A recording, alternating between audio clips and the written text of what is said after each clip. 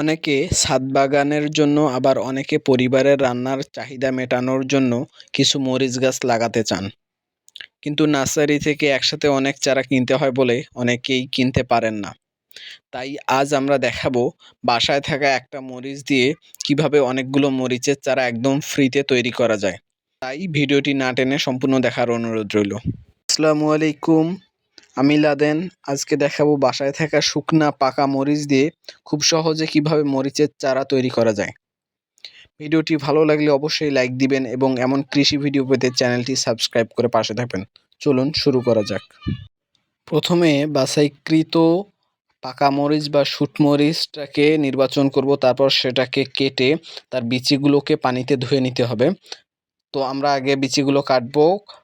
মরিচটা কাটার পর বীজগুলো পানিতে ফেলবো, পানিতে ধুয়ে এইভাবে চামচ দিয়ে তুলে নিতে হবে। তুলে নিয়ে একটা পাত্রে কিংবা সাদা কাপড়ে রাখতে হবে পানিটা ঝরানোর জন্য, বা ছাঁকনি দিয়েও ঝাঁকতে পারেন, যেমন আমরা ছাঁকনি দিয়ে ছেঁকে নিলাম। এরপর আমাদেরকে মাটি প্রস্তুত করতে হবে। আমরা টবের মাটি নিয়েছি, আপনারা চাইলে মাটিতেও করতে পারেন। একটা টবে মাটিটাকে সুন্দরভাবে ঝুরঝুরা করে নেবেন। তারপর এখানে একটু একটু করে পানি দিয়ে দেওয়া শুরু করবেন। এরপর পানিগুলো একটু বসে গেলে একটু পানিগুলো শুকানোর জন্য সময় দিবেন। একটু শুকাই গেলে যে বিচিগুলো আগে আমরা সংগ্রহ করলাম সেগুলোকে পানি ঝরিয়ে সুন্দরভাবে আপনি বসিয়ে দিবেন। বসিয়ে দেওয়ার পর উপরে শুকনা ঝুরঝুরা মাটি ছড়িয়ে দিবেন।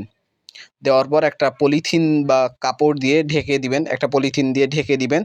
তার কিছুদিন পর গিয়েই দেখবেন, 7-8 দিন পর দেখবেন ছোট ছোট অঙ্কুরিত হয়ে গেছে মরিচের চারা। এবার আপনি একটু পানি দিবেন, প্রতিদিন একটু করে পানি দিবেন। কয়েকদিনের মধ্যে দেখবেন আপনার মরিচের চারা রোপণের উপযুক্ত হয়ে যাবে। এইভাবেই খুব সহজে বাড়িতে থাকা মরিচ দিয়েই মরিচের চারা তৈরি করতে পারেন। ভিডিওটি ভালো লাগলে লাইক করবেন, বন্ধুদের মাঝে ছড়িয়ে দিবেন এবং আরও কীরকম ভিডিও চান কমেন্টে জানাবেন। আল্লাহ হাফেজ। আসসালামু আলাইকুম ওয়া রাহমাতুল্লাহি ওয়া বারাকাতুহু।